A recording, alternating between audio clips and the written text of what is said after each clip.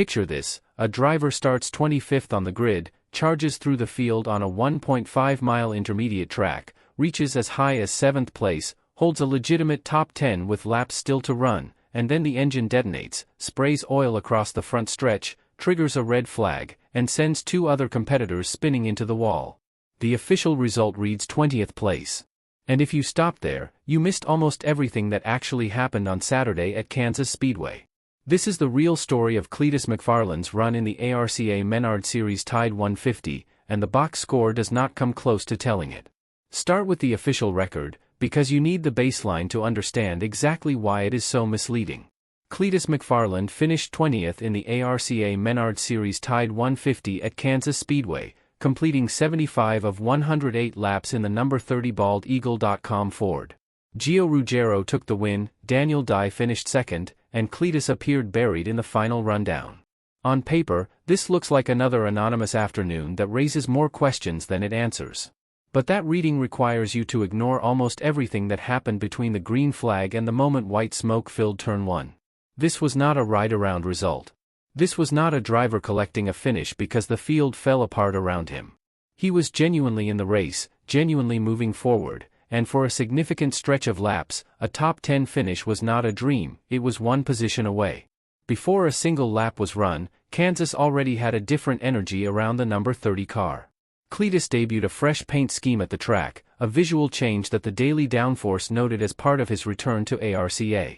Reddit Jones Racing confirmed the car would continue its kinetic partnership while prominently featuring BaldEagle.com, his own merchandise and content brand, as the primary sponsor. That detail matters more than it might seem on the surface, because it means Cleetus McFarland was essentially his own sponsor, his own boss, and his own marketing department walking into race day. And he leaned directly into that dynamic with one of the sharpest pre-race lines of the entire weekend. Before the race, he said, and this is a direct quote, "I'm going to be fired if I don't get a top 10. His sponsor was himself. His boss was himself. He was joking that he might cut himself loose if the run went sideways. That line becomes significantly more layered once you understand that he came within one position of actually delivering that top 10, and it was a mechanical failure, not the competition, that pulled it away from him. To understand what Kansas meant, you need the full picture of where Cleetus McFarland stood coming into this weekend. This was his 6th career ARCA National Series start. He had already shown real flashes of ability, an 11th place finish at Daytona and a top 5 in ARCA East at Rockingham, per Motorsport. There was also the lingering weight of the O'Reilly Superspeedway situation, where NASCAR had denied his approval to compete, leaving something unfinished and something to prove in a different environment. Reddit Jones Racing framed Kansas as his second intermediate track start at the national level, with the stated goal of continuing to build seat time and develop as a stock car driver. He acknowledged heading in that every race is still part learning experience, part audition, and he understood exactly what forward progress was supposed to look like. Then, before a single lap was even run, the race got harder. Qualifying was washed out by weather, and ARCA set the lineup by the rulebook. Cleetus dropped to 25th on the starting grid. Instead of a clean, controlled afternoon where he could manage his race from a reasonable position, he was now going to have to go fight for every single spot from the back of the field on a track that does not hand out passes for free. There was one signal before the race that the car had genuine speed underneath it. In practice, Cleetus ran 13th fastest in the number 30, a meaningful data point that confirmed the setup was capable of competing. On a 1.5-mile intermediate track, starting 25th is not just an inconvenience, it is a genuine obstacle. Dirty air, lane choice on restarts, traffic management, drafting decisions, these are variables that trip up experienced Cup Series drivers on a regular basis. For a driver still building oval racecraft at this level, starting from the back and making it mean something requires more than a competitive car. It requires execution on restarts, patience in traffic, and the ability to read a race in real time and make moves that stick. And that is exactly what happened. In the first 5 laps, Motorsport reported that Cleetus McFarland moved up 11 spots. That is not riding attrition and picking up positions when others crash out. That is active, intentional passing on a track where passing genuinely costs something. Motorsport reported that Cleetus moved up 11 spots in the first 5 laps. Starting 25th and sitting 14th by lap 5 is a statement about pace and about racecraft. By the halfway point of the race, he was running 11th, and the top 10 was no longer a long shot, it was one spot away. This was not supposed to be a top 10 kind of afternoon. He started from the back, the track is an intermediate, and he is still accumulating experience at this level. And yet there he was, one position outside the top 10 with half the race still to run. Then came the peak.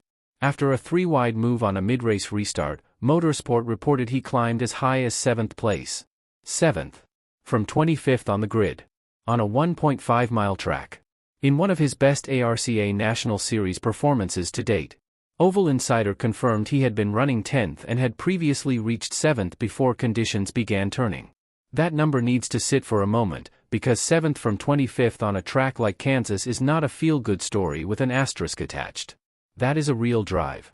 That is a driver executing restarts, managing traffic, reading the race, and making moves that don't just happen once but compound over the course of dozens of laps. The critics who question whether Cleetus McFarland belongs in these cars, Kansas was the closest thing to a direct answer he has delivered yet. The decline did not arrive all at once. It was gradual, and the reason behind it makes the eventual ending significantly more painful to watch in hindsight. Motorsport reported that after reaching 7th, Cleetus began to fade because the engine was already starting to go bad. What looked from the outside like a slight drop in pace was actually the beginning of a terminal mechanical failure developing in real time. Oval Insider noted that smoke had started appearing inside the car while he was still running 10th.